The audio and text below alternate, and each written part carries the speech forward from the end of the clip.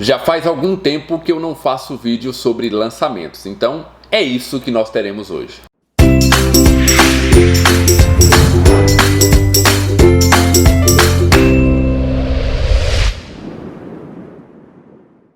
Olá pessoal, sejam muito bem-vindos ao canal Livros e Teologia. Meu nome é Rafael Pablo e eu estou aqui então para te apresentar os lançamentos de novembro. E essa é somente a parte 1 desse vídeo. Sim, já arrumei confusão com crente Nutella, com católico, tá na hora de dar uma respirada e parar de receber pancada. Então vamos falar de coisa boa, vamos falar de lançamentos no vídeo de hoje, ok? Mas antes eu preciso te convidar a se inscrever no nosso canal. Eu fiquei sabendo através das estatísticas do YouTube que tem muita gente que assiste o nosso canal, mas que ainda não é inscrito. Então inscreva-se lá embaixo, ajude o nosso canal a crescer. Quanto mais nós crescermos, mais pessoas vão receber notificações dos nossos vídeos e podem também desfrutar de boa teologia. Então inscreva-se lá embaixo, acione o sininho para não perder nenhum dos nossos vídeos. E se você puder também, faça parte do nosso concílio. Assim você ajuda o nosso canal a crescer cada vez mais. Bem, como eu disse, essa é apenas a primeira parte do vídeo de lançamentos, afinal de contas tem muita coisa boa saindo aí em novembro e eu quero trazer aqui para que vocês possam conhecer e caso se interessem, possam comprar já sabendo alguma coisa desses livros. É óbvio, eu não li nenhum desses livros, afinal são lançamentos, alguns ainda vão ser lançados, então eu trago para vocês aqui algumas informações para vocês decidirem se esse livro entra ou não entra na lista de vocês. Vamos parar de enrolação? E vamos embora para os lançamentos. O primeiro livro que eu vou trazer aqui para vocês é um livro que eu já indiquei ele em outros vídeos do canal, mas eu não me canso de indicar esse livro. Eu estou falando de Isto é, Filtro Solar, do Emílio Garofalo Neto, da editora Monergismo. Esse é um livro que quem conhecia o Emílio Garofalo Neto já solicitou há muito tempo. Nós pedimos muito para que ele escrevesse esse livro. Afinal de contas, eu mesmo acabei conhecendo o Emílio Garofalo Neto através das exposições que ele fez no livro de Eclesiastes. Eu vou deixar lá embaixo na descrição e no primeiro comentário o link para os áudios das pregações no livro de Eclesiastes do pastor Emílio Garofalo Neto, que são áudios sensacionais, pregações formidáveis.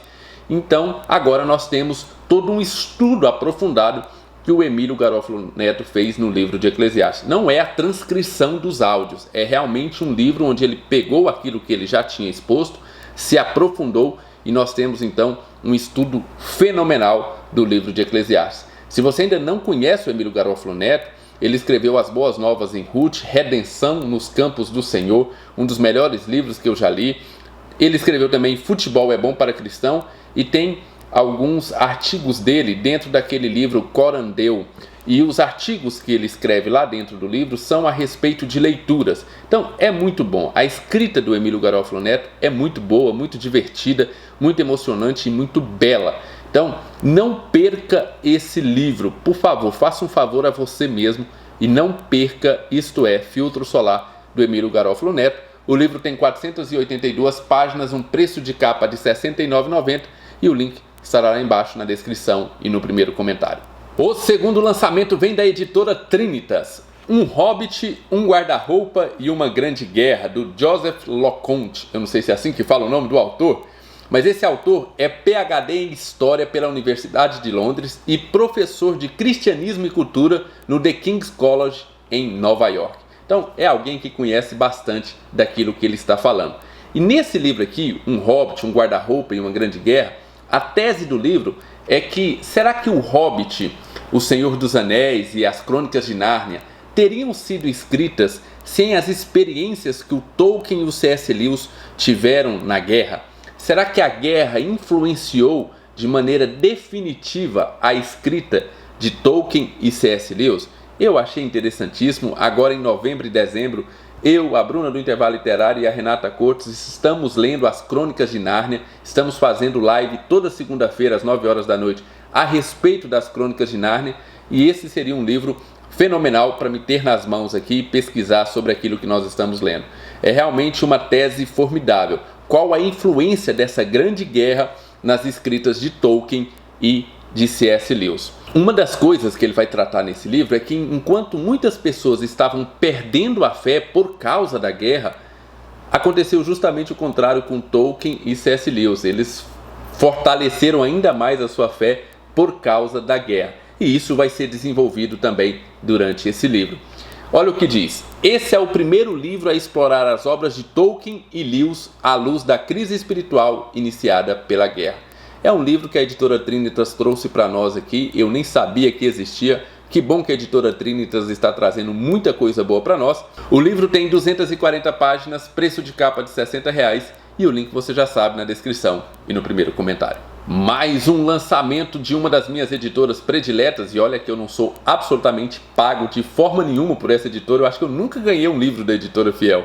Mas temos aqui, da Editora Fiel, Teologia Bíblica na Prática, do Michael Lawrence, eu acho que é assim que fala o nome do autor, um guia para a vida da igreja.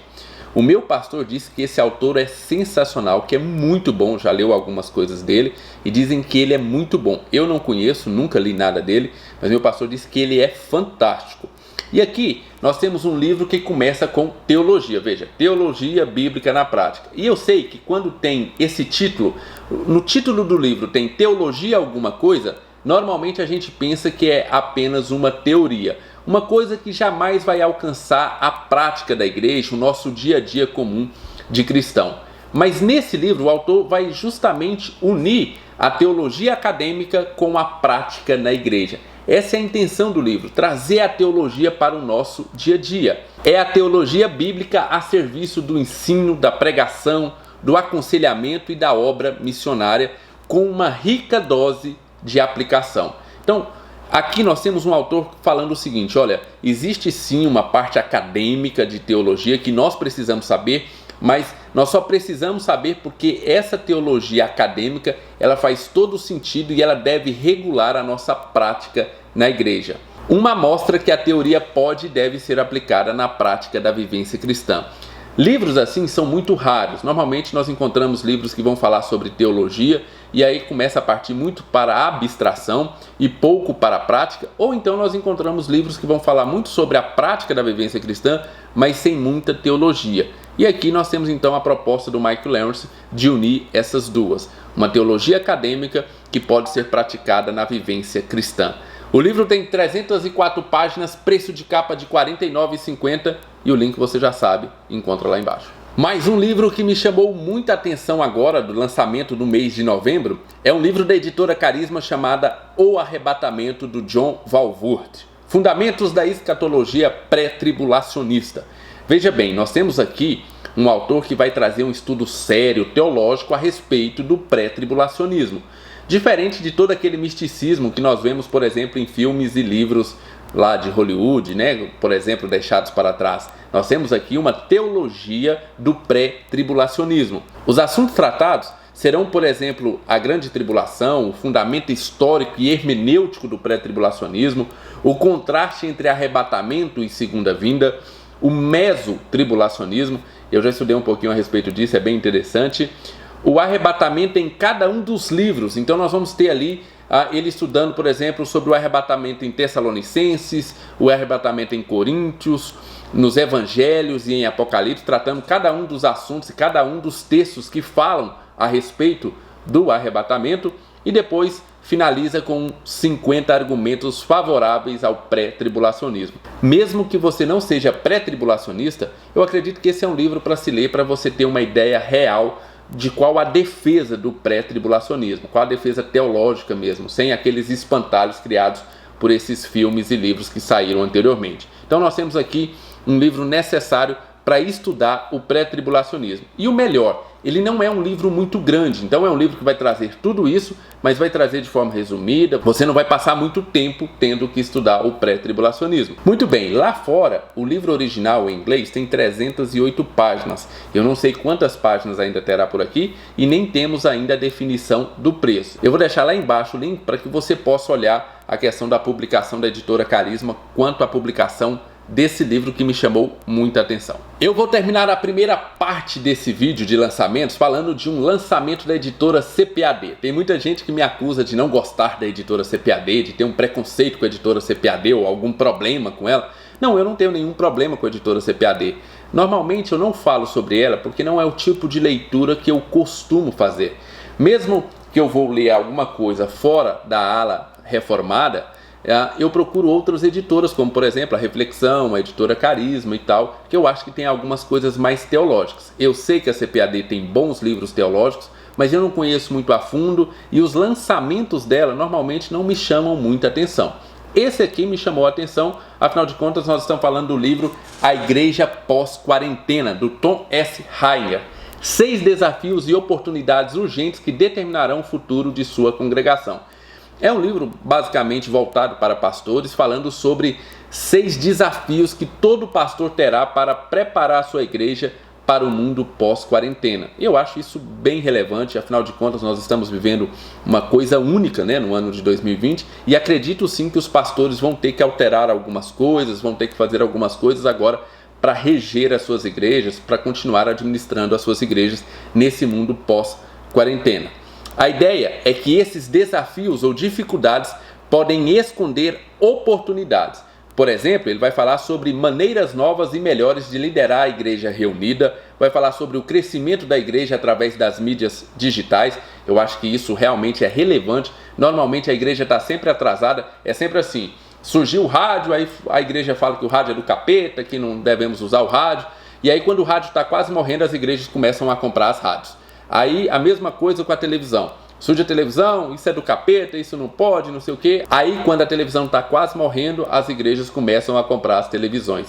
A mesma coisa com a internet. Isso é do capeta, e aí quando a internet quase já tiver, tiver uma nova tecnologia acima da internet, é que as igrejas vão se preocupar em ter internet, em ter mídias digitais. Então eu acho que a igreja está sempre atrasada nisso. E eu acho que esses livros podem abrir um pouco a cabeça e podem traçar estratégias bíblicas com princípios bíblicos, mas que fazem parte ali das questões das mídias digitais.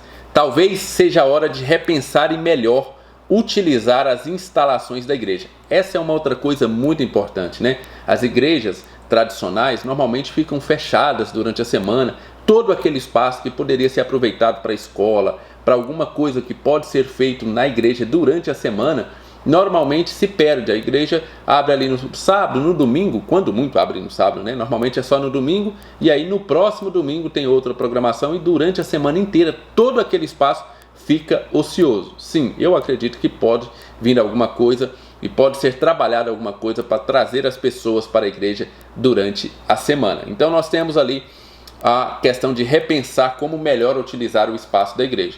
Como eu disse, eu não conheço o autor, eu não sei que tipo de linha ele segue, mas eu espero que ele não siga linhas de estratégia simplesmente para arrecadar pessoas. Não, eu espero que ele tenha princípios bíblicos e que esses princípios bíblicos possam ser utilizados tanto para melhorar a questão da reunião da igreja, das mídias digitais e também de utilizar o espaço da igreja durante a semana. O livro tem 120 páginas, um preço de capa de R$ 23,95 e o link está lá embaixo na descrição e no primeiro comentário. Muito bem, pessoal, esse foi o vídeo de hoje. Os lançamentos de hoje, tem muitos outros lançamentos que eu vou trazer para vocês durante essa semana. Fica de olho no nosso canal, se inscreva para não perder. Fiquem com Deus, um abraço, não esqueça o seu like e até o nosso próximo vídeo.